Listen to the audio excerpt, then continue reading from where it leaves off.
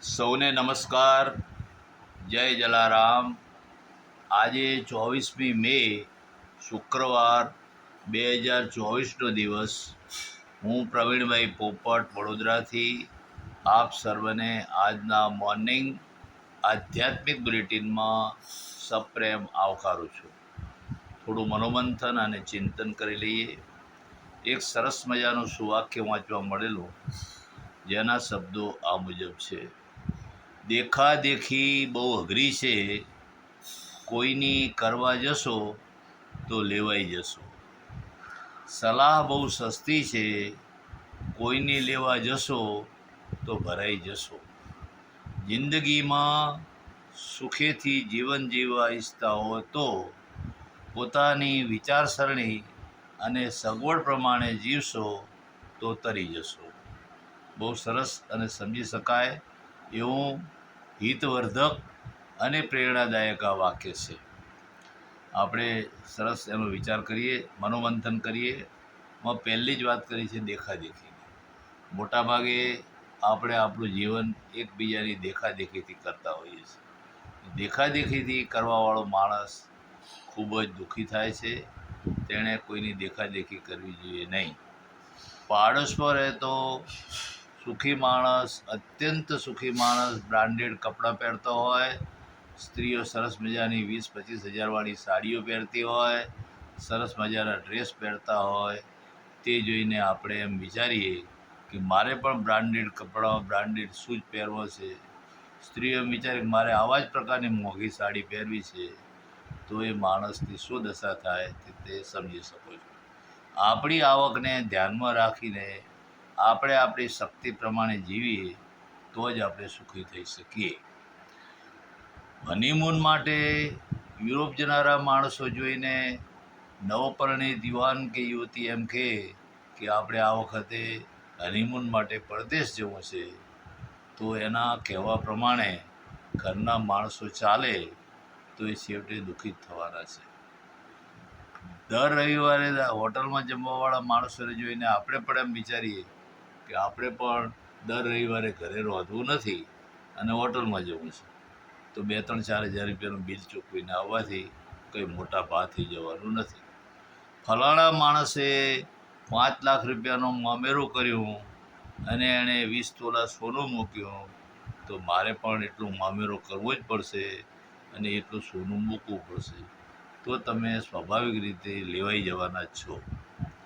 એક પ્રસંગની વાત કરું કે થોડા દિવસો પહેલાં અમે અલકાપુરી વિસ્તારની એક હોટલમાં એક પ્રસંગ માટે પૂછપરછ કરવા માટે પરિવાર સાથે ગયેલા.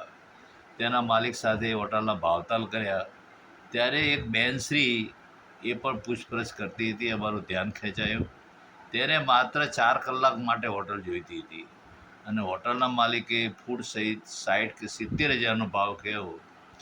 ત્યારે એ બાઈએ ખૂબ જ ખચકાતા મને દુઃખી થઈને હોટલ બુક કરાવીને 10,000 રૂપિયા એડવાન્સ આપ્યા.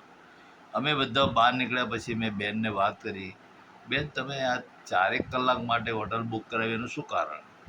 તો બેને જવાબ આપ્યો કે ભાઈ શું કરવું, મારી છોકરીનો જન્મદિવસ છે અને મારે આ કર્યા વિના છૂટકો જ નથી. મેં કીધું એવું કેમ? તમે તમારા ઘરે જન્મદિવસની ઉજવણી કરો, કેક કાપો ને બધા આનંદ કરો. તો કે ના, આ બધાએ મારા આડોશી પાડોશીઓના ઘરોમાં જ્યારે જ્યારે એમના બાળકોનો જન્મદિવસ હોય છે ત્યારે હંમેશા અમે બંને જણ મારી દીકરી સાથે ગયા જ છીએ અને ત્યાં આગળ બધા ગયા હોઈએ ત્યારે અમારે ઘરે જન્મદિવસ આવે તો અમારે તો આવું કરવું જ પડે. તો એણે ન છૂટકે એનું મન ન હોવા છતાં પણ કચવાતા મને પણ હોટલ બુક કરાવી. આનું નામ દેખાદેખી. પેલાનો પાડોશીનો છોકરો ઇંગ્લિશ મીડિયમમાં ભણે છે, તો મારે પણ ફી ખર્ચીને મારા છોકરાને તેમાં ભણાવવો છે. પણ ભાઈ તારી આવકને તું વિચાર કર. આવી દેખાદેખી કરીને તું દુઃખી થઈશ તો માણસે જિંદગીમાં આવી દેખાદેખી પ્રમાણે ચાલવું જોઈએ નહીં. અને બીજી વાત મહત્ત્વની કરી છે કે સલાહ ખૂબ સસ્તી છે. જ્યારે તમે તમારું ટીવી ઓન કરો છો કે મોબાઈલ ખોલો છો ત્યારે મારા જેવા ઉપદેશ આપનાર એવા ઢગલા બંધ માણસો તમને જોવા મળશે. હવે આવા માણસોની સલાહ કોઈ અસર કરતી નથી, કારણ કે પોતે જીવનમાં તો ઉતાર્યું જ ના હોય. 1 ટન ઉપદેશ આપવા કરતાં 1 અંશ આચરણ એ બહુ મહત્ત્વનું છે.